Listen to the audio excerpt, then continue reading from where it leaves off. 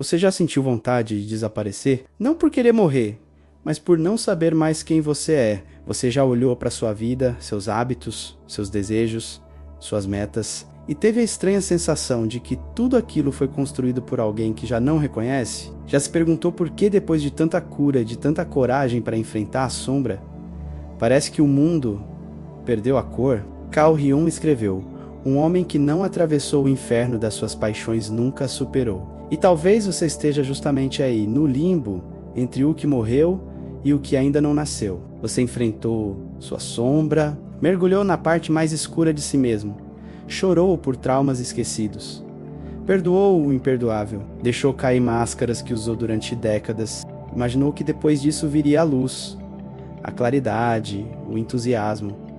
Mas o único que chegou foi o silêncio.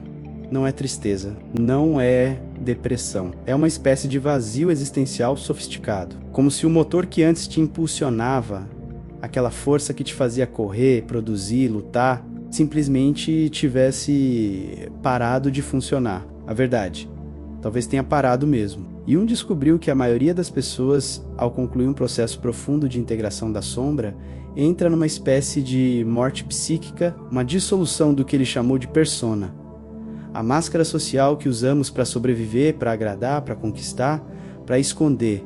Você não está desmotivado. Simplesmente já não precisa fingir que deseja tudo aquilo que te ensinaram a desejar. Você imaginava que ao se curar voltaria a viver como antes. Mas ninguém te avisou que a verdadeira cura não te devolve a vida anterior, te arranca dela. E o que resta é esse silêncio estranho, quase incômodo. Essa apatia que não encaixa na estética brilhante da superação. Essa falta de motivação que não combina com o final feliz que esperava. Mas e se esse vazio fosse justamente a prova de que algo profundo finalmente aconteceu? Carl Jung, talvez mais que qualquer outro pensador moderno, compreendeu o preço da integração. Para ele, se curar não era se sentir bem, era sentir o que nunca quisemos sentir. Era perceber que grande parte do que nos movia não era mais que medo bem disfarçado. Já pensou nisso? Que seu desejo de vencer, de produzir, de ser útil, talvez nasceu do pânico de ser rejeitado, que seu autocuidado era só uma tentativa elegante de esconder o nojo que sentia de si, que até sua espiritualidade às vezes era só um ritual de fuga. Não é fácil enfrentar isso. Por isso chamamos de trabalho de sombra, porque exige que você entre no quarto mais escuro da sua alma e acenda a luz. E ao fazer isso, descobre algo devastador. Grande parte da sua motivação era artificial. A persona, esse personagem que aprendeu a interpretar para sobreviver, te movia com uma eficiência brutal. Te dizia: trabalhe mais, senão vão te chamar de inútil. Seja agradável, senão vão te abandonar. Seja forte, senão vão te destruir. E você obedeceu com maestria, tão bem que um dia esqueceu que era só uma máscara, até que chegou o colapso. E o colapso foi você. Você enfrentou traumas, reconheceu feridas, chorou de joelhos no chão, foi corajoso, mas o que ninguém te contou é que ao integrar sua sombra, você também desmonta o sistema motivacional que te mantinha funcional para os outros, produtivo para o sistema, comportado para a sociedade, mas não autêntico para si mesmo. Então, num dia qualquer, você acorda e algo mudou. Já não quer correr atrás de aprovação, já não sente prazer em competir, já não vê sentido em agradar.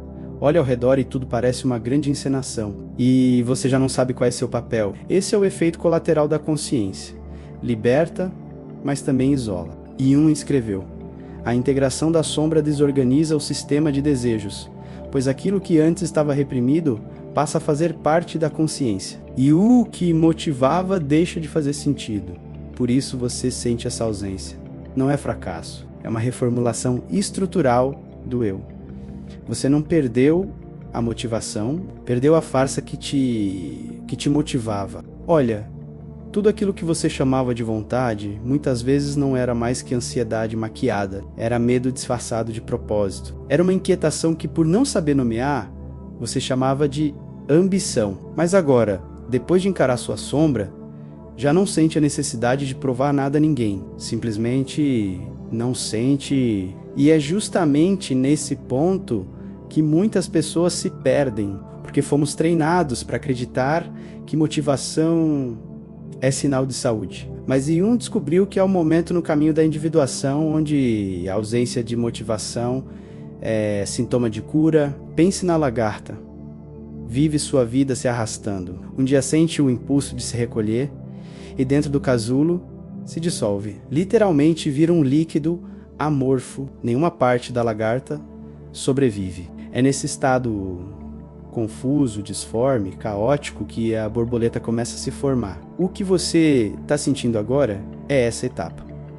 A dissolução, a morte da lagarta, mas não nos ensinam a lidar com essa etapa. Na cultura do desempenho, tudo deve ter propósito, clareza, produtividade. O vazio é visto como fraqueza, a pausa como preguiça, a introspecção como perda de tempo. Jung foi contra tudo isso. Defendeu o silêncio, o recolhimento, a escuta profunda do inconsciente. Durante os anos em que segui minhas imagens interiores, parecia improdutivo para o mundo. Mas foi aí que tudo o essencial em mim foi decidido. Talvez seja a hora de permitir esse mesmo silêncio. De parar, de tentar voltar a ser como antes. Porque o antes estava contaminado. Estava preso a desejos que não eram seus. Você não está em crise, né? Está em transição. O problema é que essa transição não tem nome, não tem roteiro, não tem garantia. Só tem uma certeza. O que antes tinha sentido agora já não tem. E tá tudo bem, respire com isso. Não tente resolver, não tente substituir sua antiga motivação por uma nova meta. Deixe que esse espaço exista. Porque, como escreveu Jung, o privilégio de uma vida é chegar a ser quem você realmente é.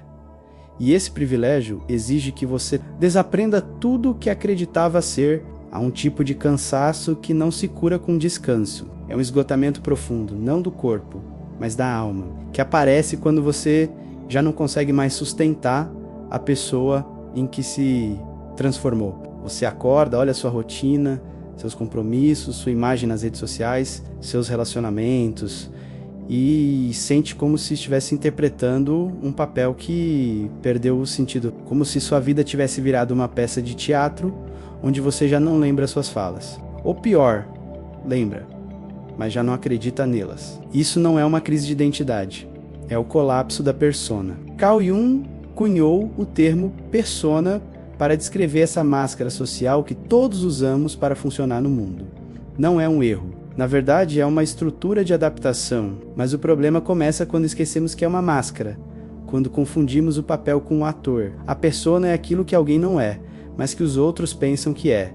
Carl Jung, desde pequenos aprendemos a atuar. Seja gentil, seja inteligente, seja forte, seja engraçado, seja produtivo. Esses mandamentos silenciosos moldam nossos gestos, nossas decisões, nossas ambições. E aos poucos nos tornamos o que esperam de nós, em vez do que realmente somos. A persona te fez sobreviver, sim, te ajudou a ser aceito, elogiado, reconhecido, mas também te fez esquecer partes fundamentais de si mesmo. Você reprimiu sua vulnerabilidade para parecer invencível, escondeu sua sensibilidade para não parecer fraco, sufocou sua justa raiva para ser amado, e agora está cansado. Mas esse cansaço é sagrado, porque é o primeiro sintoma do colapso. No início parece só desmotivação, depois um desajuste. Então vem uma angústia silenciosa, um grito mudo de quem está sufocado dentro de si mesmo. Você tenta voltar a ser como antes, mas não consegue.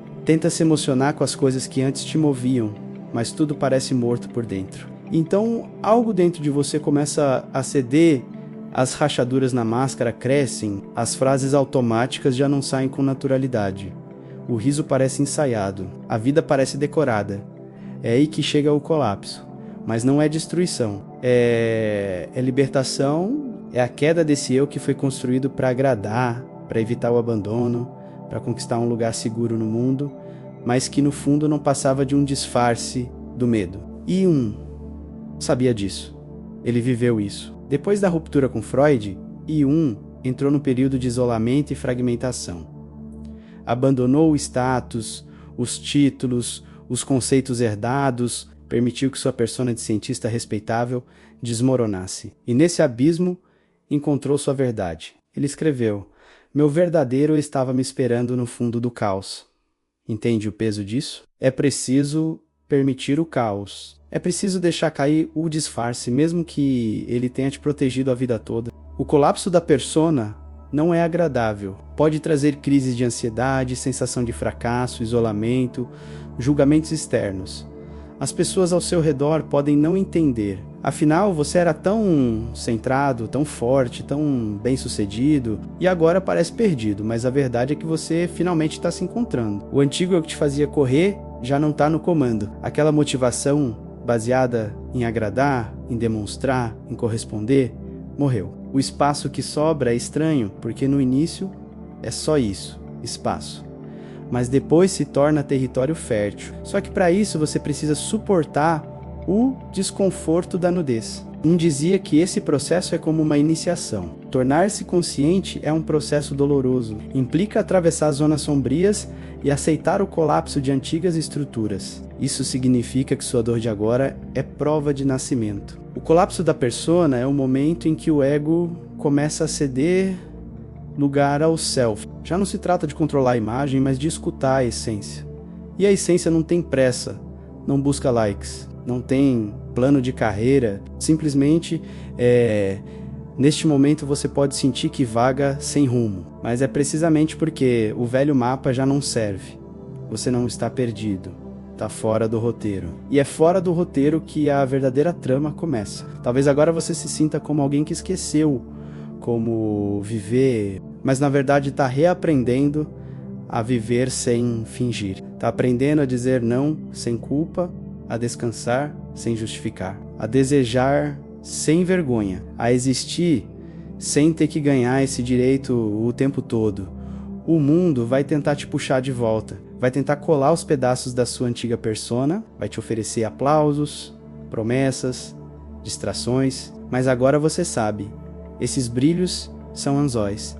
E você já viu o que existe por trás do palco? Então que venha o colapso, que se quebre o roteiro, que a máscara derreta, porque só assim você poderá finalmente viver de dentro para fora. Vivemos num mundo onde o silêncio é desconforto, onde a pausa é vista como fraqueza, onde quem não se apressa fica para trás. Mas há momentos na vida em que correr é traição, traição a si mesmo, aos próprios ritmos, a delicadeza do que está tentando nascer. Você já sentiu isso? Aquela ansiedade sutil de ter que se reencontrar logo, de ter que se arrumar, sair do buraco, voltar ao normal, como se houvesse um cronômetro invisível cravado no seu peito e cada segundo de apatia fosse uma culpa acumulada. Mas aqui está uma verdade que poucos ousam dizer. A tentativa de forçar a motivação pode ser justamente o que te impede de reencontrá-la. Jung sabia disso. Ele compreendia que depois da integração da sombra, a psique entra num estado de reorganização silenciosa, uma reconfiguração do ser. E forçar a ação nesse momento é como abrir o casulo antes que a borboleta esteja pronta. O crescimento da alma não segue o tempo da mente. Floresce de acordo com o tempo do inconsciente. Carl Jung. Mas o ego é impaciente. Quer resolver, preencher, acelerar, se assusta com o vazio, confunde a pausa com regressão e transforma o silêncio em ameaça. Só que o inconsciente não se move por pressão, responde à escuta. E escutar exige tempo, exige presença, exige espera. Jung chamou esse estado de confrontação com o inconsciente. Durante esse processo, ele mesmo passou 6 anos aparentemente improdutivo. Foi ridicularizado por colegas, criticado pela comunidade científica.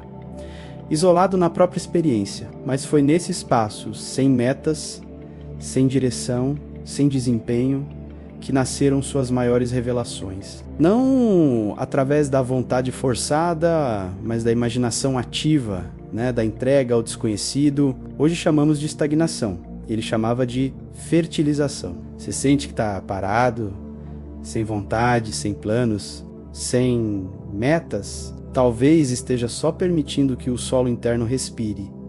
Imagine uma terra que foi arada demais, explorada demais, semeada demais. Precisa de um tempo de descanso. O que os agricultores chamam de pousio para se regenerar. E se sua alma estivesse em pousio agora? E se essa ausência de motivação fosse um período sagrado de fertilização. Mas então vem a pergunta: até quando vou esperar? E aqui está o ponto mais difícil de todos. Você não decide quando chega a nova motivação.